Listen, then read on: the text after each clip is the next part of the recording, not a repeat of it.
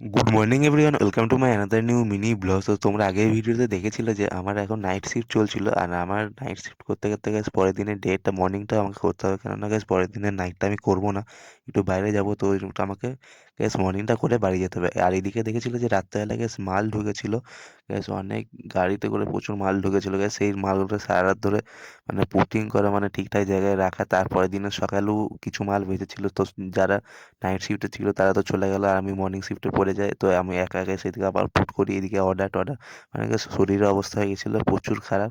মানে কোনো রকমের কাজ কাজ করে বাড়ি আসি, বাড়ি এসে গ্যাস রেস্ট নিই। আর এই যে এত মাল এসেছিলো সেগুলোকে নামানো, তারপরে গ্যাস নিজস্ব জায়গায় রাখা।